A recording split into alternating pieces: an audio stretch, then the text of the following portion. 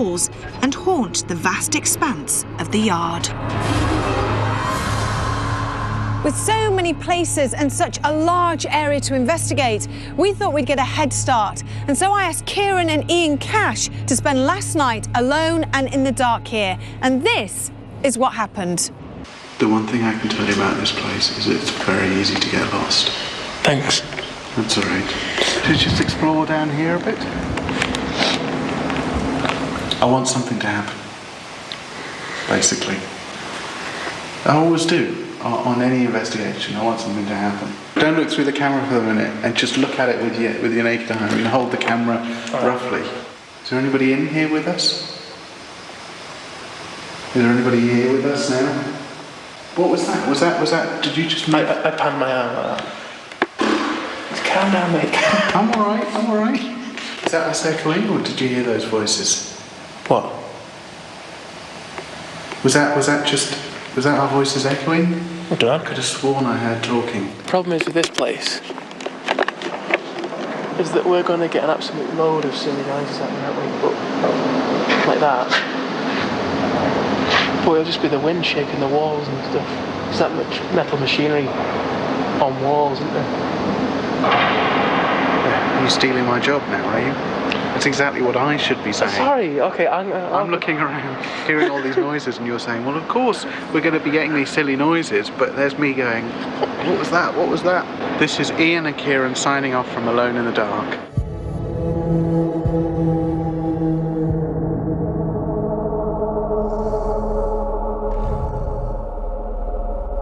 Here in the construction hall, the ghostly figure of a man in blue overalls wearing a flat cap has been seen many times. He doesn't confine himself to one area, as he's seen all over this massive structure. But who is he, and who are the many nameless spirits that haunt Cammell Laird? We have 24 hours to find out.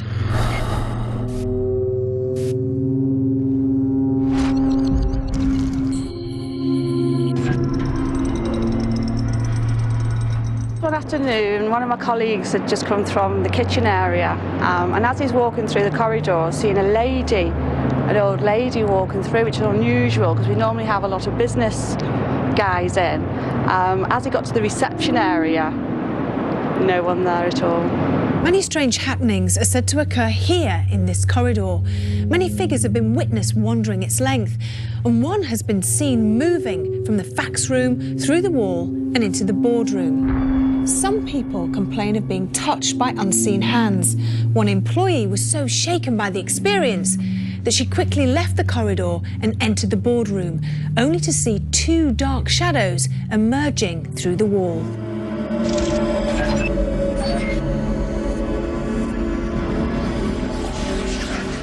These officers were specifically constructed for the design and engineering teams working on 2 of Britain's nuclear submarines, and would have been a hive of activity in their day.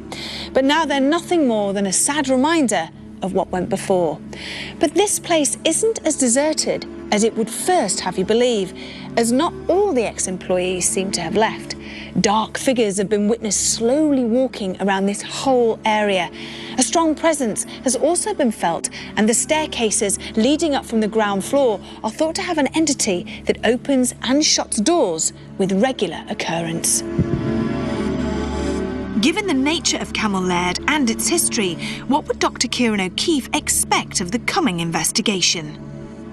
So Kieran, here we are in another horrible location. It really isn't pleasant at all. I'm not looking forward to tonight. No, and also it's going to be an investigation of 2 halves. We've essentially got 2 buildings that look very, very different, but on their own, they are very, very eerie. I think it's going to be a very scary investigation on the whole. Some of the apparitions that are actually seen in the office buildings, they're quite modern apparitions, aren't they? I'm not surprised that they're modern apparitions. They may be actually associated with this building.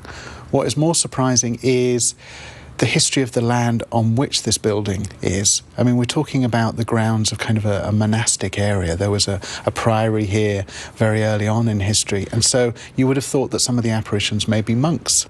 In the construction building, it's particularly eerie because it's such a huge, vast space, and The weather conditions are atrocious outside. I mean, it's gale force winds, the doors are rattling. The problem for me with the construction hall is if there is a sound, because of the vastness of it, it's going to be very difficult to locate the source of it. And I guarantee that we're going to get door slamming tonight.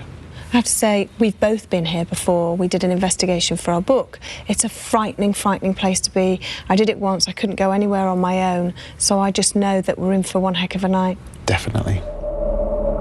The time had come for David Wells to give his initial insight on Cammell Laird. Would his connection with the Royal Navy give him particular affinity with the shipyard? He's trying to tell someone what's happened.